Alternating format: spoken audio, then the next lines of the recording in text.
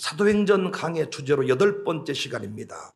나사렛 예수님이 구원자다, 이런 주제로 제목으로 함께 은혜를 나누겠습니다. 당시 예루살렘을 움직이는 중심축이 있었는데 종교 지도자들의 모임인 사내들인 공회였습니다. 그래서 예루살렘에 일어나는 작은 일들도 다 이들에게 보고가 되는 상황이었습니다. 하물며 오순절에 120명이나 되는 사람들이 미친 사람이 되었고 방언까지 말하게 되었는데 이 소식이 보고되지 않았을 리 없잖아요. 더욱 충격적인 사실은 성전 미문에서 평생 구걸하던 안전뱅이 이 장애를 고쳐서 성전 안에 들어가게 했습니다. 그들은 유대사의 평화를 위해서 예수님을 죽였거든요.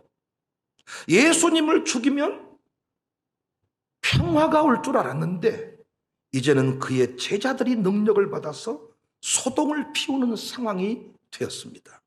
그도 그럴 것이 공의 입장에서 보면 제자들은 일종의 무자격자들인데 이들의 설교를 듣고 3,000명, 5,000명이 소속을 바꾸어 버리는 거예요. 4절 말씀을 들은 사람 중에 믿는 자가 많으니 남자의 수가 약 5,000이나 되었더라. 급기야 유대 지도자들이 제자들을 습격해서 붙잡아 가두었습니다. 다음 날 이들을 신문하기 위해서 공회를 엽니다. 5절, 6절. 이튿날 관리들과 장로들과 서기관들이 예루살렘에 모였는데 대제사장 안나스와 가야바와 요한과 알렉산더와 및 대제사장의 문중이 다 참여하여 여기 모인 자들이 예수님을 십자가에 처형하도록 결정했던 그 장본인들입니다. 하지만 너무도 많은 백성이 예수님의 제자들을 따르는 상황이었기 때문에 함부로 그들을 처리할 수가 없었어요. 특별히 누가 봐도 40년 동안 걷지 못한 안전뱅이 장애를 치료하는 것이 죽을 일이 아니잖아요. 그 나쁜 일 아니잖아요. 좋은 일이잖아요. 그러니까 그 명분으로 이들을 처리할 수가 없어서 일종의 명분 쌓기가 필요했습니다. 그 좋은 명분이 신성모독죄를 만드는 거예요. 그래서 그들은 베드로와 요한을 불러다가 다음과 같이 묻습니다. 7절. 사도들을 가운데 세우고 묻되 너희가 무슨 권세와 누구의 이름으로 이 일을 행하였느냐? 너희들의 배우가 누구냐? 이렇게 묻지 않고 무슨 권세와 누구의 이름으로 이 일을 행하느냐? 이때 하나님의 이름 외에 딴 이름을 대고 하나님 권세 외에 다른 권세를 사용해서 이 일을 했다고 하는 순간 그들은 이단이 되고 신성모독죄에 해당이 되는 거예요. 합법적인 종교재판, 처형이 가능했습니다. 그런데 베드로는 이들을 향해서 소리쳤습니다. 10절, 12절. 너희와 모든 이스라엘 백성들은 알라. 너희가 십자가에 못 박고 하나님이 죽은 자 가운데서 살리신 나사렛 예수 그리스도의 이름으로 이 사람이 건강하게 되어 너희 앞에 섰느니라. 이 예수님은 너희 건축자들의 버린 돌로서 진모퉁이의 머릿돌이 되었느니라. 다른 이로서는 구원을 얻을 수 없나니 천하 사람 중에 구원을 받을 만한 다른 이름을 우리에게 주신 일이 없음이라 하였더라. 그러자 공회원들이 다시 소리를 칩니다. 그럼에도 불구하고 너 살고 싶거든 예수님의 이름으로 더 이상 말하지도 말고 가르치지도 마라. 너 계속 예수님 이름 얘기하면 너 죽여버리겠다. 너 네 스승처럼 돼버린다.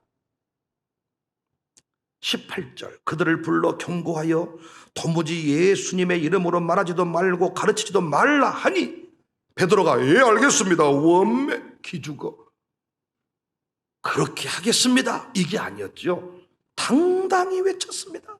19절 20절 베드로와 요한이 대답하여 이르되 하나님 앞에서 너희의 말을 듣는 것이 하나님의 말씀을 듣는 것보다 옳은가 판단해라. 우리는 보고 들은 것을 말하지 아니할 수 없다 하니. 무엇이 베드로와 요한을 이렇게 만들었을까요? 본래 그들은 비겁자가 아닙니까? 도망자가 아니었습니까? 예수님과 동행할 때에도 그를 구원자로 믿고 따르기보다는 자신들의 삶을 좀 낫게 만들어주는 어떤 정치인이나 랍비 정도로 여겼던 자들이 아닙니까? 내 아들 좀 잘 세워보겠다고 예수님 앞에 이렇게 정치인들이 늘 다 이렇게 다가오듯이 그렇게 다가갔던 자들이 아닙니까?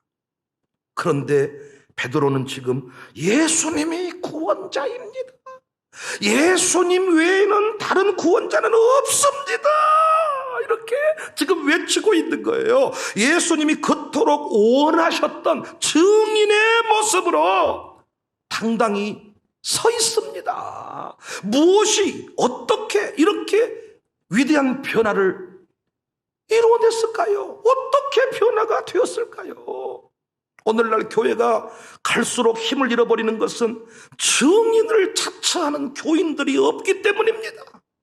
코로나 시국에 정부가 모이면 바이러스 감염되고 사회적 무리를 일으키니 모이지 말라, 설교도 비대면으로 하라. 많은 교회들이 그렇게 하고 있습니다. 타협해버린 상황입니다.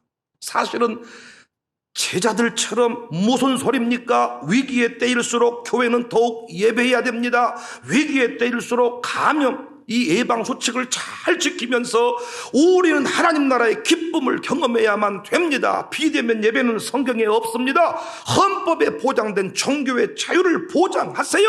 억압하지 말라.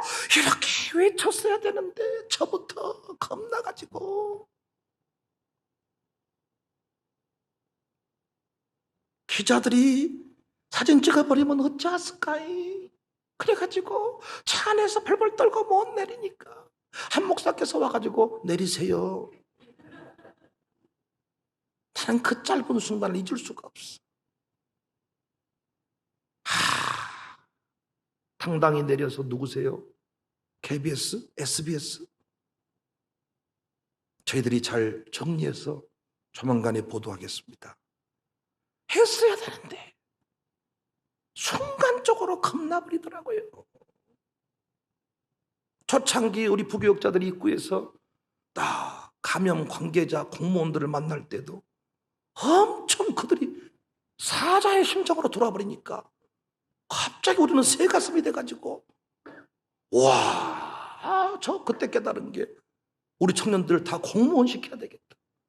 이렇게 공무원의 끝발이 좋았는가?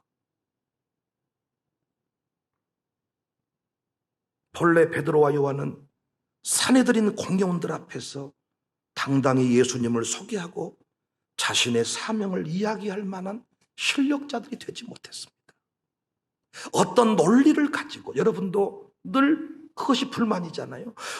왜 뭔 얘기를 하려면 캄캄해져 버려라. 아니 뭔 이렇게 속에서 들어있는 것이 많이 있는데 이것이 다 생각이 안 나버리고 앞에 나와서 또 기도시키면 뭘 썩은 것 같아 보니까.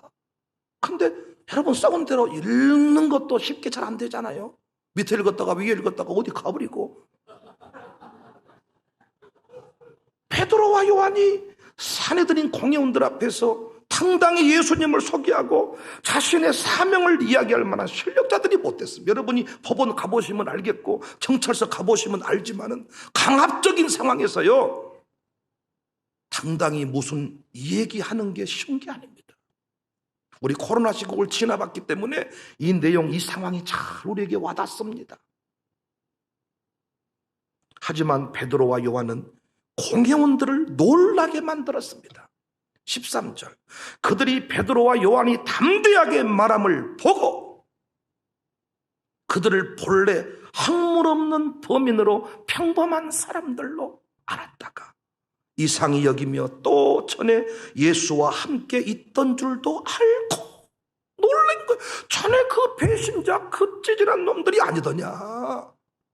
그런데 어떻게 이들이 갑자기 이렇게 미쳐버렸지? 도대체 무엇이 이들을 뒤집어 버렸습니까? 무엇이 이렇게 이들을 새롭게 만들어 버렸습니까? 단순히 성령의 불 받아서입니까? 어떤 분은 자꾸 성령의 불만 받아버리면 다 된다는 거예요. 성령의 불 받아서 가슴이 뜨거워졌기 때문에, 물론 맞는 소리인데, 성령께서 무엇을 어떻게 했길래 뜨거워졌냐 그 말이에요. 그것은 두말할 것 없이 구원이라는 이 단어에 꽂혔습니다. 구원이라는 단어에. 무엇 때문에 이들이 뒤집어졌냐? 구원이라는 단어 때문에. 구원. 당시 구원자라는 이름 뜻의 예수는 흔한 이름이었어요. 그 중에서 나사렛 예수는 그냥 익숙한 동네 사람이었어요. 자신들 역시 예수님을 동네 랍비 정도로 시대를 바꾸겠다고 나선 무모한 청년 정도로 여겼어요. 그런데 성령님을 통해서 그가 늘 함께했던 그가 구원자임을 성경에 애언된 그 나사렛 예수님임을 깨닫게 된 거예요. 구약 성경은 온통 구원자 예수님에 관한 애언으로 가득하거든요. 유대인이라면 메시아에 대해서 알고 있었습니다.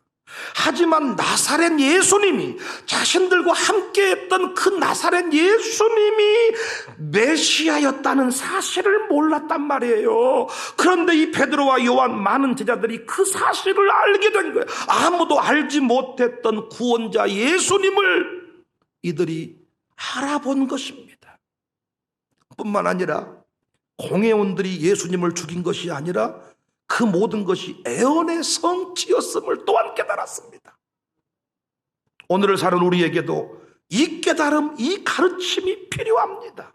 사랑하는 성도님들, 나사렛 예수님 외에, 이거 중요한 얘기입니다. 나사렛 예수님 외에 누구도 우리를 대신하여 고난당하지 않았습니다. 누구도 우리를 대신하여 죽지 않았습니다. 부활하지 않았습니다. 언제 문선명이가, 언제 이만희가, 언제 정명석이가, 언제 박옥수가, 언제 유병헌이 우리를 위해 십자가에서 고난당했고 죽었습니까? 시대마다 세상을 떠들썩하게 한 구원자 교주들, 누가 부활했습니까? 전 세계적으로 자칭 예수가 많은데, 예수는 흔한 이름이었는데 성령님을 통하여 베드로와 요한이 깨닫게 되었다니까요. 나사렛 예수님이 그 애언되었던 구원자 예수님, 메시아였다는 사실을 깨닫게 된 거예요. 우리의 구원자가 되려면 우리를 위해 십자가에서 고난을 당해야 하고, 우리를 대신해서 죽어야 하고, 그는 반드시 부활해야 구원자가 되는 거예요. 이 단순한 사실을 우리는 망각한 채 미혹당하고 있습니다. 심지어 예수님의 이름을 전하는 일을 하지 말라고 협박하니 그렇게 한다고 도장을 찍어주는 시대입니다. 영화 같은 것을 보면 출생의 비밀, 자신의 뿌리를 잃어버린 어떤 자녀가 어떤 사실을 알게 될 때 빰빰빰빰빰 음악이 나오면서 확 뒤집어지는 것을 보신 적이 있으세요? 없으세요? 그동안에 고분고분하게 살다가 갑자기 싫단 말이에요, 모르단 말이에요, 모르세요? 그런 거 잘? 출생의 비밀을 알고 어떤 뿌리를, 어떤 그 비밀을 알게 되었을 때 그들이 황혼이 뒤집혀가지고 평상시 살아왔던 그 모습으로 살지를 않아. 본문에 베드로와 제자들이 그와 같은 상황에 이른 것입니다. 저는 이 부분을 묵상하면서 참 가슴에 감격이 있었어요. 어떤 감격이냐? 어쩌다가 내가 구원자 예수님을 제대로 만났는가? 구원자 예수님을 못 알아보고 십자가에 매단 사람도 있어. 그런데 성령의 역사로 제자들이 베드로와 요한이 이 사실을 깨닫게 된 거예요. 이 시대에 얼마나 구원자 예수가 많냐고요. 이 시대에 교회라는 이름으로 미혹하는 이단이 한둘이 아니잖아요. 하나님의 교회, 안식일 교회, 신천지 교회, 구원파 교회, 구원파 교회는 침례교라는 이름을 달고 있어요. 애천교회, JMS 정명석이 애천교회, 다 교회라는 이름을 달고 있다니까요. 예수님 말씀 그대로지요. 마태복음 24장 23절 이하를 보면 그때의 사람이 너희에게 말하되 보라 그리스도가 여기 있다 혹은 저기 있다 하여도 믿지 마. 그리스도가 사방됐어. 거짓 그리스도들과 거짓 선지자들이 일어나 큰 표적과 기사를 보여 할 수만 있으면 택하신 자들도 미혹하리라. 보라 내가 너희에게 미리 말하였노라. 그러면 사람들이 너희에게 말하되 보라 그리스도가 광야에 있다 하여도 나가지 말고 보라 골방에 있다 하여도 믿지 말라. 예수님 말씀 그대로 교회라는 이름을 달고 구원자 예수님 팔아서 여러분 자신들의 패를 불리는 사람이 얼마나 많습니까? 그런데 우리는 나사렛 예수님을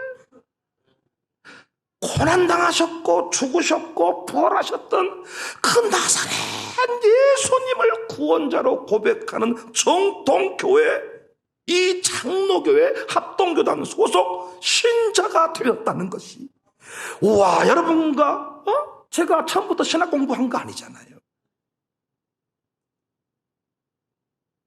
신자가 되었다는 것이, 이게 참 복이 아니고 무엇이겠는가. 성령님의 역사와 교회의 바른 가르침으로 우리는 진정한 구원자가 누구인지를 알고 있어. 우리가 드라마 같은 거 볼 때 비밀을 알고 있는데 모르고 막 지나갈 때 왜 이 모자란 놈이 새끼야, 네 아버지요, 그 사람이 네 아버지요, 왜 또 지나가버리네 왜 모르고 또 버스 타고 가버리네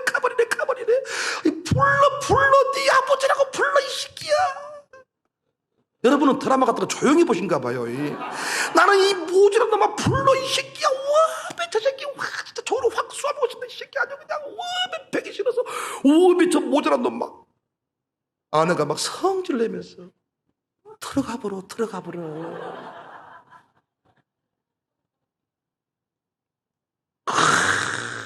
성령님의 역사와 교회의 바른 가르침으로 진정한 구원자가 누군지를 안 거예요. 진정한 구원자는 고난을 받아야 되고 죽어야 되고 부활하셔야 되는데 그 예수님은 나사렛 예수님밖에 없어. 이걸 깨닫게 된 거예요. 어떻게 미혹하는지도 알고 있어. 그래서 이제 우리가 나서야 할 때가 된 것입니다. 지금 모든 분야에서 커밍아웃이 일어나고 있어요. 동성애라고 하는 어떤 이런 못된 짓들이 성경에서는 다 나타나는 일들이지만은 지금과 그때의 차이는 뭐냐? 그때는 죄책감을 가지고 숨어서 했다면 지금은 서울시청 광장에서 그 일을 합법적으로 당당히 하게 해달라고 지금 주장을 하는데 국회의원들이 거기에 동조를 하고 있습니다. 여하튼 나는 동성애자입니다. 커밍아웃을 하는 시대. 나는 성소수자입니다. 나는 좌파입니다. 나는 우파입니다. 다 커밍아웃이 일어나고 있는데 이 시대의 기독 신자들만 숨어 살고 있어요. 이제 우리가 일어나야 됩니다. 참된 구원자 예수님을 증언해야 됩니다. 그 이단 교주가 구원자가 아니라고 말해줘야 됩니다. 또한 우리 인간은 코로나 바이러스에 감염되는 육신도 가지고 있지만은 영이신 하나님과 교통하는 영을 가지고 있는 존재임도 드러내야 됩니다. 사람을 정신적인 수준에서까지만 이해를 하는 거예요. 우울증까지만 이해를 하는 거예요. 그러나 우리는 영혼의 양식을 먹지 못하면 죽어버리는 괴사 상태에 이르러버리는 영적인 존재라는 것을 우리가 이제는 이야기를 해야 된다고요. 없는 것도 DNA도 만들어서 나는 우리 인간은 처음부터 동성애자가 있다고 주장하는 판에 왜 예배가 생명인지 우리가 코로나 시대에 몰랐을 때는 당했지만은 베드로와 요한처럼 눈이 뒤집어지는 거지. 우리도 모르고 당해버린 거예요. 당해버린 거예요. 모르고 당해버린 거예요. 왜 교회가 대안인지 오늘 그 새벽 설교를 꼭 들으시기를 바라요. 광주 청사교회에서 경험한 하나님의 나라에 관하여 정리가 되어야 여러분 전도할 수 있어요. 사도들과 같이 보고 들은 것을 말하지 아니할 수 없다. 물론 제자들처럼 직접 우리가 보고 전하는 사람은 아니지만은 매 순간 깨달음을 얻고 있습니다. 또한 깨달음을 얻은 자들의 변화를 목도하고 있습니다. 유아스쿨 아이들의 변화, 청년들의 변화, 우리 파워워십 팀의 변화, 장로님들의 변화를 목도하고 있습니다. 그 변화를 보았으면서도 어찌 입을 다물고 있냐고요. 예배 드리면 아이들이 살아난다. 예배 드리면 중독이 끊어진다. 예배 드리면 행복해진다.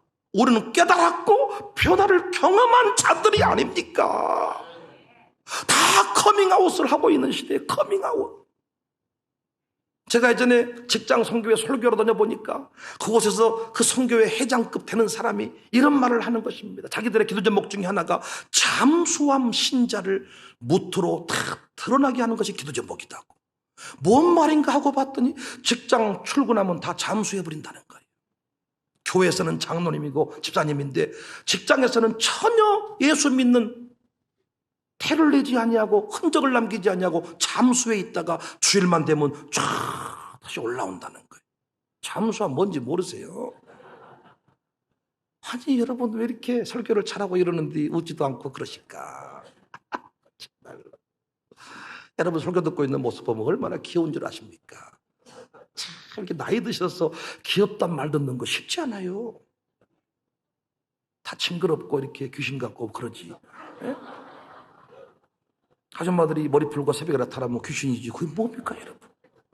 눈썹도 없고 뭐 다 이상해져가지고 깜짝깜짝 놀래버려야죠. 요즘에 저는 아내 때문에 깜짝깜짝 놀랄 때가 많아요. 막 새벽에 막 놀래고 목욕실에 막 쑥 들어오고 막 우엄 놀래고 막 아내 보고 놀래냐 놀래? 경기하는 때가 됐어요. 벌써 제가 경처가로 바뀌어. 잠수함 신자라는 다 속으로는 뭐라고 하지만 드러낸 사람이 없다. 그러나 베드로와 요한은 모든 사람이 다 예수님을 알아보지 못하고 그 길을 가고 있을 때 이들은 더 이상 멈출 수가 없었어요. 나사렛 예수님 외에는 구원자가 없다. 그 간증을 당당히, 그 진리를 당당히 전했습니다. 우리도 이제는 깨달은 바를 당당히 전하는 그런 시대의 주인공들이 다 될 수 있기를 주님의 이름으로 축복합니다. 우리가 명심할 것, 십자가에서 예수님이 십자가에서 운명하실 때 마귀의 머리통은 박살이 났어요. 창세기에 예언된 그 머리통에 박살난 사건이 십자가 사건입니다. 그러니까 우리가 일어서고 우리가 전하면 악인들은 굴복을 당하고 하나님의 나라는 확장이 됩니다. 그런데 가만히 있으면 여전히 마귀가 주도하고 그 아래 굴복당한 채 살아갑니다. 여러분이 시간마다 가정교회 모일 때도 더러운 귀신아, 더러운 흑암의 권세, 온수마귀 역사, 예수님의 이름으로 떠나갈지어다 이렇게 외쳐주잖아요. 그러면 귀신과 마귀가 자기를 알아본 줄 알고 도망가는 거예요. 신천지가 제일 무서워하는 게 정체가 드러나는 것입니다. 신천지 2만 년은 죽습니다. 아버지하고 인사하세요. 그때 절대 이 양반이 거기서 파송된 특파원이에요. 특파원. 매가지를 따야 돼. 매가지를. 조금 있다가 100명이 모아서 안수기도를 해가지고 고백이 바뀌게 만들어야 돼. 우리 교회 신천지가 왜 안 왔겠어요? 왔다가 참 변화가 돼서 신자가 됐던가, 아니면 우었다 여기 뼈도 못 추라겠다 야야 아주 도망갔을지도 몰라.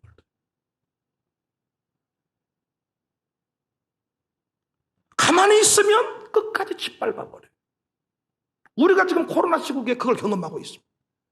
하나를 양보하니까 그 다음에는 알아서 배려해 준 게 아니고 아예 양보를 해주니까 그럴 줄 알고 빼부러 이름을 이제 아예 여러분이 믿지 않는 사람들 양보를 한번 해보세요. 그럼 아예 여러분 명단을 쓸 때 아예 요놈은 주일날 안 가는 놈을 아예 빼버려. 어쩌다 한번 양보해 줬더니 아예 명단이 그쪽으로 들어가 버려요.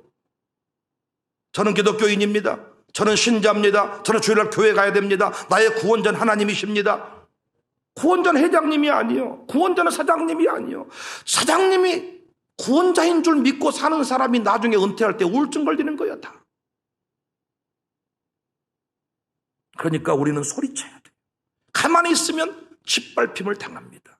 소리치면 이미 머리통이 박살난 놈이기 때문에 세력이 약화되고 사라져버립니다. 아이고 정체가 드러났구나. 구원자는 나사렛 예수님이다. 당당히 외쳐야 돼요. 우리 김영문 집사님 기도할 때마다 나사렛 예수 이름으로 기도합니다. 아멘. 나사렛 예수님의 이름으로 기도한다. 문선명 예수가 아니고 나사렛 예수님의 이름으로 기도한다는 거예요. 나사렛 예수 이름으로. 그래서 나사렛 예수라는 것이 나를 위해 고난당하셨고 나를 위해 죽으셨고 이 베드로와 요한의 입장에서 당신들이 죽인 그 예수가 구원자 나사렛 예수, 그 예수님이 애원된 예수님이야. 그 예수님 외에는 누구도 구원자로 우리에게 주신 일이 없다는 것입니다. 이걸 깨달아버리니까 베드로 요한이 뒤집어져 버린 거예요. 여러분과 저는 예배가 생명임을 깨달은 자들이잖아요. 예배 가운데 나오면 치유가 있다는 것을 아는 자잖아요. 더 이상 침묵하시면 안 돼. 침묵하시면. 구원자는 나사렛 예수님이시다. 예배는 생명이다. 교회는 영광이다. 인간은 떡으로만 사는 존재가 아니고 하나님의 말씀으로 사는 존재다. 말씀만 선포하기에도 국가가 예산을 들여 자살을 막고자 하는데 생명의 전화 같은 거 설치 안 해도 오늘 또 말씀만 들으면 우리는 자살의 자리에서 생명의 자리로 돌이키는 줄로 믿으시기를 바라요. 그래서 불교의 템플 스테이는 지금도 지속되고 있습니다. 그런데 교회 예배는 때려 막습니다, 여러분. 소리만 쳐도 신경을 쓰고 더 이상 괴롭히지를 않아요. 우리끼리 얘기지만은 공무원들이 제일 싫어하는 게 뭔 줄 아십니까? 민원입니다. 민원. 돌아가면서 김정숙 집사님이 근무하는 부서에다가 민원을 한 500통 넣어버리잖아요. 김정숙 집사님이 찾아옵니다. 잘못했다고. 예배 잘 나갈 테니까 민원 좀 그만두시라고. 한번 해볼까요? 그래도 안 나오면 우리가 어떻게 띠를 두르고 그 부서 이름을 대고 누구 과장, 누구 팀장 물러가라 고청 앞에서 날마다.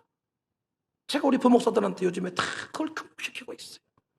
선봉에 서고 물러서면 뒤에서 나는 곤봉으로 치고 앞에 어떻게 피켓을 만들고 이제는 여차하면 방어복을 입고 우리는 나갈 것입니다.